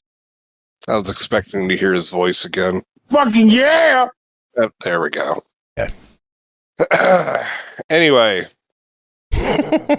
So, in this game, all color has drained from the world thanks to this corruption that has spread. Your folks are dead, and like all your family is dead, and so you decide that you are going to do, obviously the most noble thing at all, and you're going to go into this place, which no one, people have gone into, but no one has ever returned. And you're going to stop things once and for all and make a stand, because apparently you've got a death wish. And it turns out you're right. That's right. You do have a death wish, because you pretty much get your ass kicked as soon as you meet your first real bad guy. But it's okay, because you're meeting this kind of floating teddy bear thing that when things get too scary, you're able to hug and it restores your health bar for a bit. And yeah, it's you're just moving through this huge castle thing and helping to restore color and vibrancy to everything. The graphics to it, it's all pixel based, looks beautiful. And the enemies, I don't want to say they're generic, but there isn't a whole lot of deviancy from the art style. And so they all kind of blend in together, but there are a bunch of different enemies that you have to base your different attacks around with strategies, and you just have to move from one end of the castle to the other. But unfortunately, the map system is not exactly the best. I did have trouble navigating through this castle, not just because I suck and I get lost a lot of the time, but I just found the map to just not be helpful that often. But the fights were fun. Everything's beautiful as you're looking. This is a nice game to look at, first and foremost. but moving around through the castle and like trying to find, new routes to take. There is going to be a lot of exploring in this game. I mean, it is a Metroidvania, so obviously not everything's going to be as open and shut, and there is going to be some backtracking. But it's not always clear what's needed to do next, so you're going to be doing a lot of wandering, which might annoy some people, might not, but I don't know. Like, I mean, this is also, like, I believe the company's first game out of the gate. Is that correct? I'm not too sure. Let me look at Halberd Studios. I think it is. 9 Years of Shadows. And something called Mariachi Legends. That might be an upcoming game. Okay. Yeah, looks like that's their first project as a team. Honestly, like, this is a hell of a first project. Like, it's pretty cool. I will say this, though, like, as you move through, you do have to, like, collect currency to, like, upgrade your powers and weapons and stuff like that. But I'm, like, as I move through the game, I never once really felt like, oh, God, like, what, like, which one do I have to take? I'm never going to, like, get this chance ever again, or, like, you just keep moving on through. You just collecting stuff, hop back, pay the price, and then boom, you have it. I would have liked more. Yeah, it's just like there never really felt like any kind of sacrifice on that end, which is good because I needed all the friggin' help I could get. But yeah, like, I like this. I thought it was a nice, well-made Metroidvania. Map issues aside, it looks gorgeous. Like, this is a welcome addition to the genre. So, I'd recommend it. All right, well, clock's in at $20. What's your verdict? It's a little bit more than I would have liked, but, I mean, this is also their first game out of the gate, and there is a healthy amount of stuff to do in this game, so I would say $20 is fair for it. So if you're a big fan of the genre, plunk down that 20. Otherwise, wait for a sale. I mean, 20's kind of going right for Metroidvanias these days. 20, 25, stuff like that. Oh, well, I figured like 15 would have been. Now it's on sale for the next few days for $17.99. Well, so, there you go. Grab it and save $2. Speaking of $17.99, the next game to talk about is Slopecrashers. Developed and published by byteparrot. Released August 7th on Xbox One, Series X and S, Switch, PS4, and PS5 for $17.99. Calling all free riders, powder fanatics, and party game lovers. Whether you're chasing nostalgic snowboarding vibes or the thrill of epic races with friends, Slopecrashers has got you covered. Jump into the easy-to-play, exhilarating-to-master snowboarding mayhem with a chaotic cast of customizable animal riders. Inspired by arcade racing classics, but powered by a next-gen physics engine, Slopecrashers takes racing, stunts, and combos to the extreme.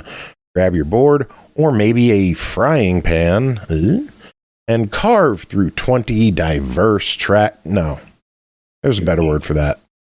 Carve through 20 unique tracks in snow, sand, or cyberpunk skyline.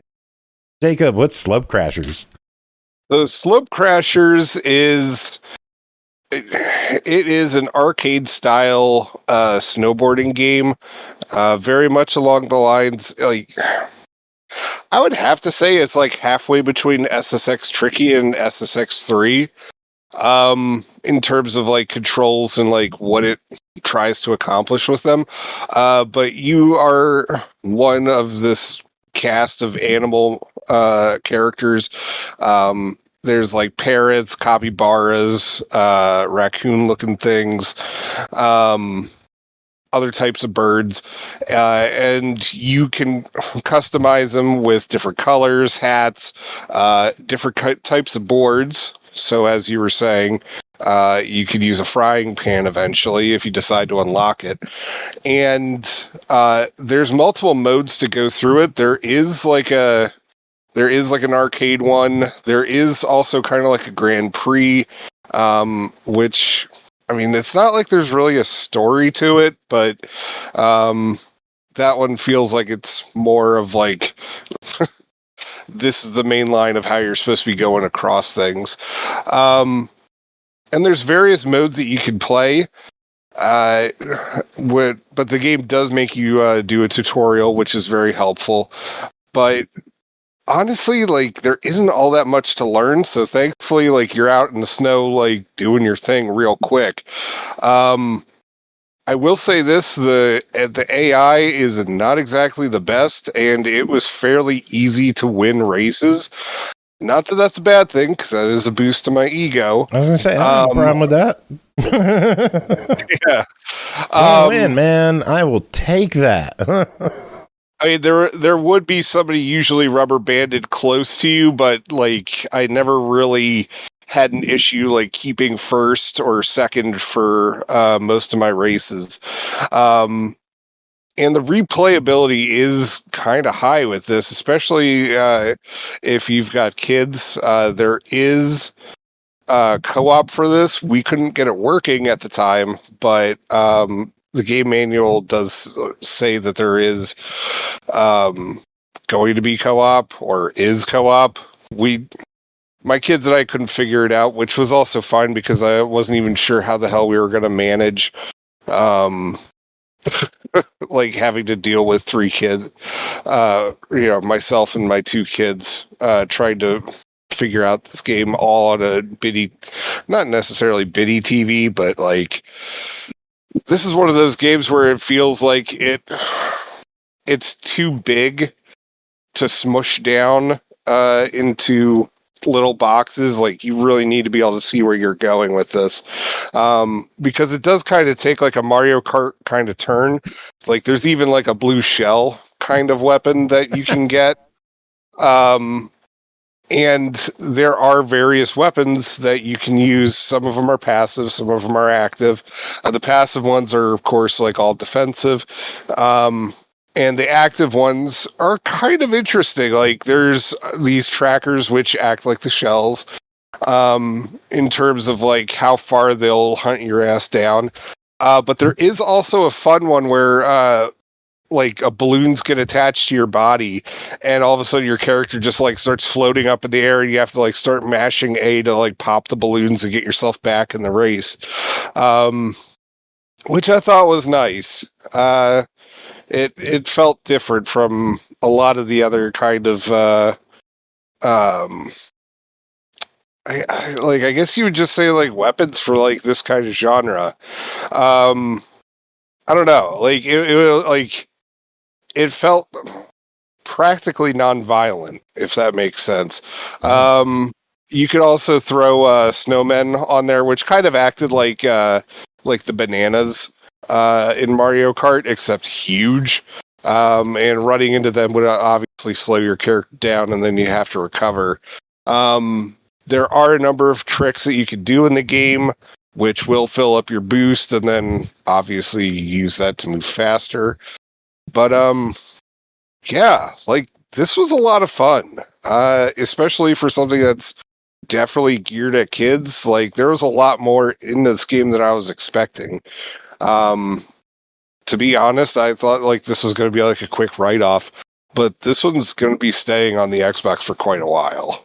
Like, very cool. I had high hopes for this one. I thought this one looked really, really good.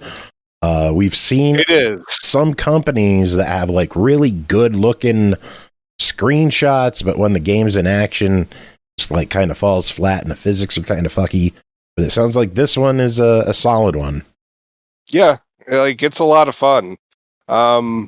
There's some stuff that needs to get worked out, and but it looks like the creator just keeps adding to it. So, even though it seems to be like kind of a work in progress, this is a work that is very fun to be a part of and being able to play.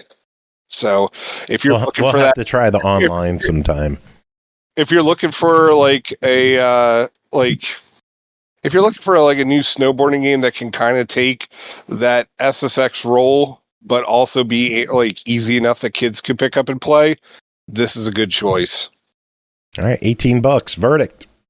Yes, absolutely. Good for fucking you. All right, next up, Little Helper Café, developed and published by AFIL Games, released August 5th on Xbox One, Series X and S, Xbox PC, PS4, PS5 for $4.99 each.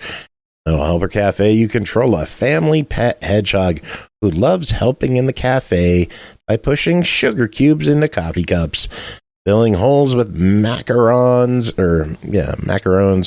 and sliding across honey-covered tiles. After all, every cafe needs a spiky little helper, right? Yes. Right? This seems like it would not pass any health inspection at all. I disagree. Well, both of you covered this. Who wants to start? I guess I will. Jacob's done 2 in a row. I'll be nice for once. Oh, thank you, Aki. You're a peach. Yeah, Don't call her that. You're making me regret this shit already. So, in this, you control a little hedgehoggy, and yeah, you do exactly as Joe stated. Actually, it's kind of straightforward. Exactly what this is. You push sugar cubes into things of tea. When it hits the tea, it mixes in, and voila, you have sugary tea for people, I assume, to drink. As the levels continue, you get macarons that you have to push into holes so that you can push sugar over it, because the sugar will fall in the hole otherwise, and then you have no sugar for the tea, and you gone de fucked up. Eventually, they start adding honey, and the macaron will go flying to the very end to where there's no honey, or it hits a wall, whichever happens first. And you have to try and angle that shit into holes as well, which is kind of a pain in the butt sometimes, but very doable. Macaron or Macarokoban? Oh, my head hurts from hearing that. Oh. Good. If I was a health inspector, I would fail this cafe so hard.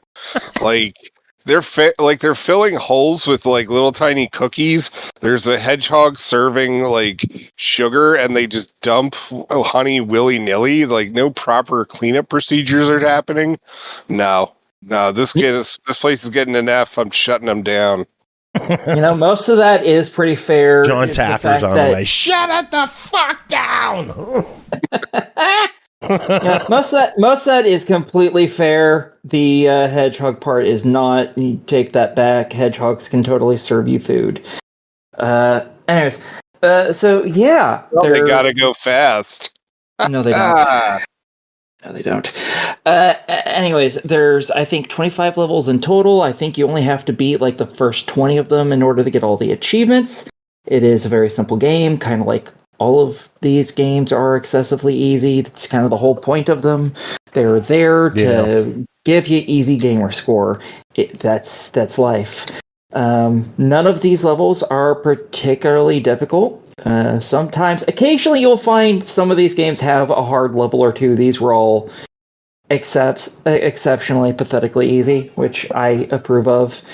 And it's just a cute little game where you play as a hedgehog. Not really much to it. Jacob, anything else you want to say? Not really. I mean, that was pretty thorough with it. It's like AFIL has released these types of games before.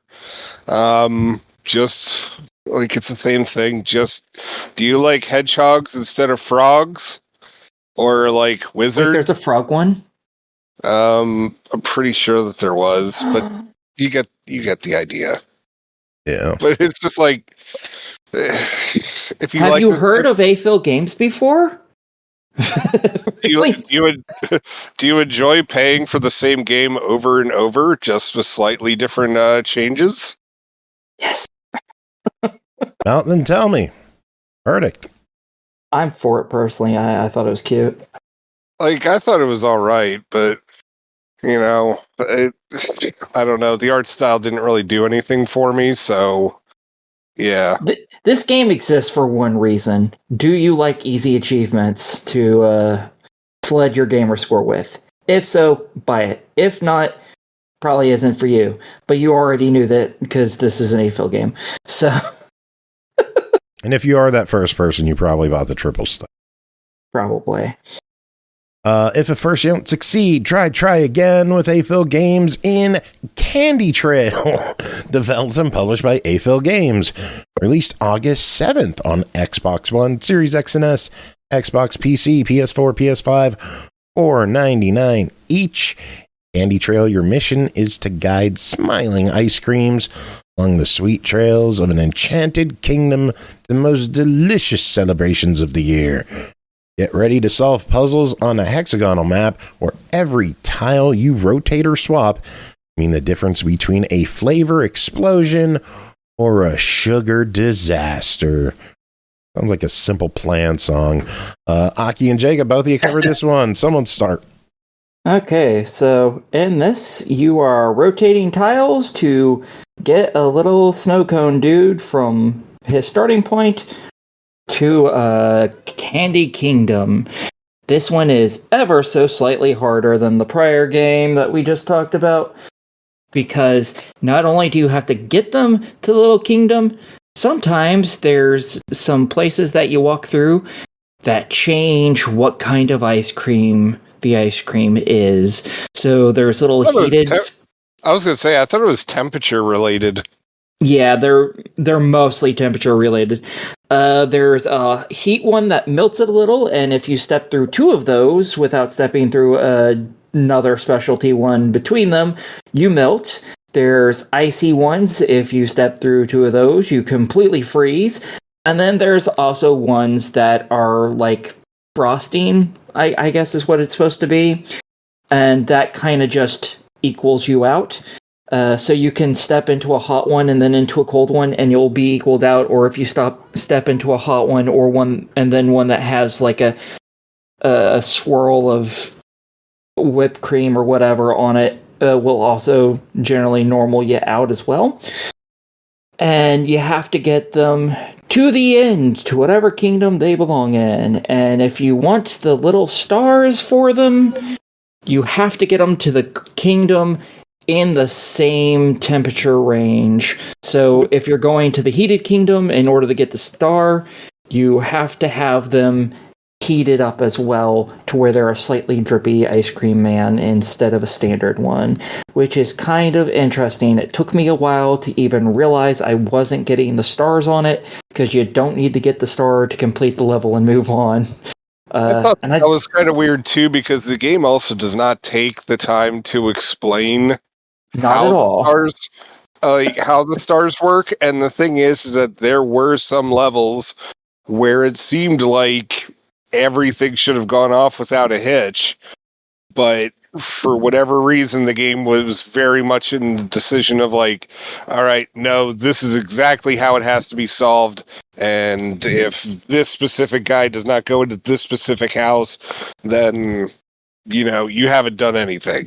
Like, it was curious. I would have liked some explanation from the game as to like how that mechanic was supposed to work. But I mean, it's like the other ones in this genre. Like, you either like it or you don't. Yeah, the stars, they light up a little bit, or they are still a little darkened, depending on whether you have them or not. I assumed until I was like almost at level 20 that I had them all, only to find out that I had missed like maybe a quarter-ish of them, if that. And I was like, oh, how do you get them then? And then I had to go back and I had to test out a few things to figure out exactly what caused it. And once I figured out how they got provided, I very quickly got them all. But they don't actually matter. I think you need to get 5 of them for an achievement, and I think that's it. Otherwise, so you just far. have to beat the actual level. I mean, so far. Fair. I mean, because AFIL is going to make like a couple of updates to this, so they can squeeze out that precious achievements. Yeah, you love them. $5 on this one. What do you think? I was fine with it. It was. I think this is one of the more difficult ones I've played, and Granted, that's still not particularly difficult. I do like that there was some difficulty to it. I guess you could say that there was unique challenges. Unique. I like it's okay. Like their AFIL has released better ones in this type like of genre.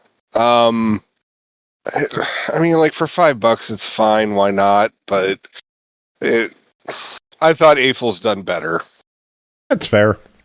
All right, next up, Achilles Survivor, developed and published by Dark Point Games, released July 29th. Xbox One, Series X and S, PS4, PS5, and PC for $6.99. Switch version coming later on this year. Every run writes your legend. Achilles Survivor is a fast-paced single-player bullet heaven set in ancient Greece. Plays Achilles or one of the legendary souls freed from Tartarus and face relentless waves of enemies. Build deadly structures, evolve your powers, and grow stronger with every run. Defeat your enemies or die trying. Jacob, are you ready for the battle? I mean, yeah. I mean, that's why this whole survivors genre it has you do. It's a whole lot of battling and a whole lot of dying. Not a whole lot of loving. Cool. Tell us about it. So, this one is set in ancient Greece, although, like, right off the bat, you have a Chinese guy that you can play as randomly. I don't know, but he sucks anyway, so I never ended up using him after, like, the first couple of runs where I was just like, oh, let's see if I'm playing this guy wrong. No, he just sucks. So, on the surface, this seems like it's going to be a standard survivors game. You run around, you occasionally have objectives that you have to do. And as you like kill more enemies and gather experience points, you get to unlock new powers, which you can then upgrade. Or like you can upgrade your personal stats for things. And I just like initially I thought like, okay, like the graphics are prettier, but this isn't really doing much to separate other things. And I ignored like the kind of, I guess you would call it tower defense, like mechanics for this game, because you are able to build structures that are essentially just usually huge traps. Like there are other stuff like forges, which after you've leveled up a power enough, this helps grow other powers for you to use, or like gives benefits to those powers. So initially I ignored the traps because I was like, this is a waste of my time, like, because you have to stand still, and if enemies are coming in huge amounts of onslaughts, hey, the enemies coming is in the next game. Wonderful. So yeah, initially I ignored it. And, did I completely throw you off with that? A little bit. So like I knew you'd come. Maybe later. Anyway, so initially I ignored it, and I was dying quite a bit, and so I decided to start fiddling with some of these traps to see if they'd work. And it's stuff like there's like this thing that shoots flames in all directions. There are kind of like an acid bath that poison them. Kids are gone for the summer. I can squirt everyone I want. With the acid, right? Squirt everyone. Anyway, so like there's traps, but there's also like things that will heal. Like you can have these things that can heal you. There's the forges that I had mentioned, which help upgrade your abilities. And it's just like, as it turns out, like this stuff is super important that you should be messing with during it. And so that is a welcome addition to the genre, that like, just mixing it up, instead of just making it like the standard gameplay that we're all so used to, with other entries in here. The enemy types are not anything like really to get excited about. And the warriors take a while to unlock, so you are going to be doing a lot of grinding, but that is also the case, like normally the case for the genre. Grinding, fiddling with things, this is a filthy game, man. But there are a number of warriors that, as you play as, you're upgrading and you get their abilities to be even higher with permanent changes that you can make to the characters. Like there was one who's this skeleton dude who has like a poison cloud that just follows him everywhere, much like Aki's farts. And that one was actually one of the ones I really enjoyed playing as, because it was real easy to just run around and poison everyone and just have this trail of death. I thought you were going to say, that's the joke I was really waiting to make. This entire episode, I wanted to make an Aki farts follower joke. Oh. Anyway, so. I mean, it is fair. My farts are fucking horrific, so, fair. But, yeah, so all in all, this is a much prettier, entry into the genre than what you're used to seeing, and the mechanics keep everything fresh. I liked it. I wish it wasn't so grindy, but I'm still having fun while playing it. This one's going to be on the Xbox for a bit. Cool. $7. Give me a verdict. Oh wow, absolutely. Yeah, totally worth $7. Awesome. Sounds good. Was watching wrestling the other night, and I think I found a clip that fits you, Jacob. I'm short. I'm bald. I can't get any hoes. I've been fighting my entire life. Oh, wait, you're not bald. Yeah, or short. I mean, compared to Big Adam. Well, yeah, but so are you. True.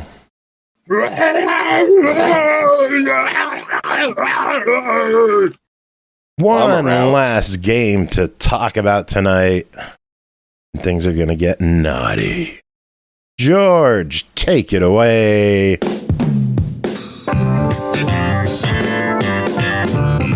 SML After Dark. Let's get our fuck on with Peach Hills Division. Developed by GatoLobo.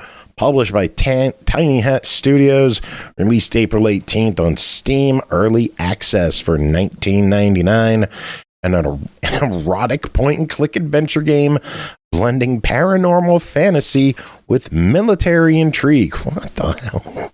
What? Woo your squad mates, collect clues, and uncover the secrets of the Peach Hills Division. Aki, this is absolutely one of the more unique ones I've seen you bring into here. What is going on in Peach Hills Division? First off, I want you to know someone's going to kick you in the trunk eventually for me. I promise you that. What was it for saying unique? Yes, or fuck because you. I said, let's get our fuck on with Peach Hills Division? I like the let's get our fuck on. I like that. That was funny. Okay. Anyways. It was a unique intro. God damn it. I can only type the thing so many times. It times out after a while. Fuck you. Stop it. Anyways, so in this, you play as some schmuck named Steve, I think was his name. And he's coming back to Peach Hills, a small little go-nowhere rink-a-dink town that is very sexually liberated, it appears. And a lot of the world, sadly, is not fully explained, so there isn't quite as much as I'd like to go off of to understand why everything is, but apparently it seems like this is an authoritarian society that is very militaristic, and everyone's ability to live normally is more or less based on, do you work for the government as a soldier? If so, okay, you can have a normal life. If not, well, fuck you.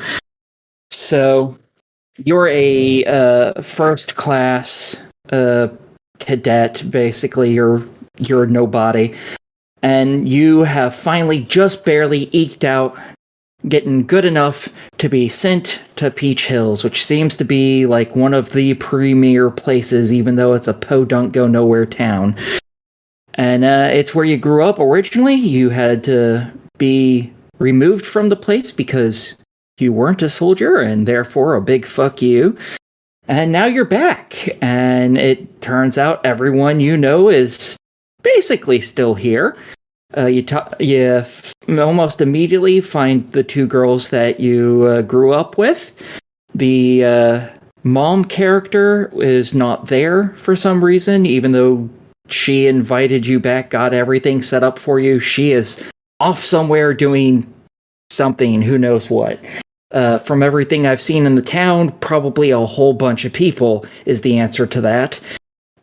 You immediately step off of the train, and you're the only one who has gone this far on the train. Everyone else got off many stations ago, and the first thing you do is you find two guards, fucking, because of course. Oh yeah.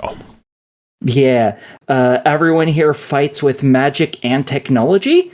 Almost immediately after leaving the station, two groups start fighting each other, and one of them uses gravity magic, and the other one is using both tech and little paper people to fight with. It's very weird. It isn't explained, sadly, yet, which drives me out of my mind. I want to understand the world more because it's very interesting so far. You start interacting with people. You get to meet a handful of people. This is still a early access game. It's not quite half done yet. I'm hoping it'll probably be done within the next year or two, would be my guess. So you get introduced to your two old female friends. Both of them clearly want you. It's very obvious, except for to your character, who's a moron. You get introduced to one of the world's most unlucky girls, who is also a soldier. And the thing about soldiers here, they get paid in very small amounts of credits. Everything they cost is more than a small amount of credits. And this girl keeps losing shit constantly, so she's always out of money because she has to pay to replace them. One of the big things that she constantly is missing is her huge H-cup bras, because cats keep stealing them. Jacob, do cats always steal your H-cups? I let my girls run natural and free. Half the time, so does this girl. So you get introduced to her, and then later on you also get introduced to someone who runs her own little club, I guess we'll call it, because every group has a little club, and that's a way they can make more credits by doing well in that club. Lots of them are sports clubs because, again, hoorah, jughead, dumb motherfuckers, lots of brawn, not very much in the way of brains. And I heard Jacob has a little club. Extremely little, I am sure. Micro, you might even say. Anyways, so yeah, you go around. Wood. That's far too large. Anyways, so you go around doing tiny little odd jobs, and that eventually unlocks the ability to do more stuff later. And one of the odd jobs is that they want to bring back the almanac, is what they call it. The almanac in this world is not what we would refer to as an almanac. What we would refer to this thing as is a porn magazine. So your job very quickly becomes, hey, the administration wants to bring this back because it helps people vent their frustrations, we'll say. So they look around for cadets who want to make a little extra money and get paid to bang and for you to take pictures. So that's what you go and do. Where were those recruiters when I was in high school? I don't know, because I'm pretty sure a lot more people would happily join the military if they could have sex on camera. And opportunities these days, right? That kids have. So yeah, that ends up being where some of the sex-related stuff comes in, is you being more of a voyeur instead of an active participant, so you can snap photos. But then, all the girls that you really get really introduced to, obviously, they're all wanting to bang you, and you're eventually going to be able to bang all of them. As far as I'm aware, the only one you can currently have sex with is the really unlucky one, because the thing is, your character has a penis so obscenely large that when he gets hard, he gets basically anemia and passes out. So, Miss Unlucky decides she's going to help you get over that, even though that's not how that works. And she starts having sex with you pretty regularly. So that's, it is what it is. That is where most of the sex in the game currently is banging her with her gigantic H cups. And yeah, it's a cute little fun game. I don't know if I've gotten through all the content in it. I think I have. Because the thing about this game is it unlocks stuff after you do things. Some of those things you have to do a whole bunch of damn times before it unlocks the next thing that you can do, but it doesn't tell you this. For instance, I had gotten through a whole lot of stuff, and I couldn't find anything new, so I just kept doing jobs, because it's like, I want to get a lot of money before, the dev adds in the next part to the story, just so in case I can buy more stuff, I can just immediately do it. But after doing a handful of more jobs, I was able to unlock a whole new section and a few more dirty things. And I was like, oh, okay. I got through those, and I think I reached the end. I'm not entirely sure. So that's kind of a problem that's currently going with the game. It needs some way to really keep track of stuff so I still have new things I can go see. That's something a lot of games kind of like this do have, is it has a little list that says, oh, this person still has some more content, go search for it, or this is generally how you get that content. Whereas this game is just like, play the game. You'll figure it out, or you won't, which is kind of sad. I'm hoping that changes as the game gets closer to completion. I think you should send the devs that picture of the boobs with Jacob's face on the nipples. And you gotta turn it. Is it in the Discord? If so, I will do it. And we can turn it into an in-game pasty that you can equip for stat bonuses. Hold on. I want that. No, hold on. I want my eyes to be animated, so as her boobs are moving around, so do my eyes. In the opposite direction. Right. I just want to remind you, people, cartoon eyes. Anything they would want to add to the game should make people want to buy it, not want to make them barf, okay? That's why there's DLC you buy to remove that. Oy vey. All right, game's $20. I need a verdict. I'm totally for it. I think by the time this gets finished, this is going to be an amazing game. So I'm totally for that price, because I'm sure it's probably going to increase as they add more to it. So get in now, get in early, and get your rocks off multiple times. So officially, people should get their fuck on. Yes. It. People go get your fuck on. Yeah. All right, we are done with this episode. Aki, thank you for being here the whole time. Jacob, thanks for throwing a wrench into everything and being a pain in the ass of everyone on the planet. I blame you for global warming. I blame you for famine. I blame you for pestilence. Oh, thank you. Anyone have any final words to end the show? No. Nah, not really. Bree is so much better than us. Get your fuck on.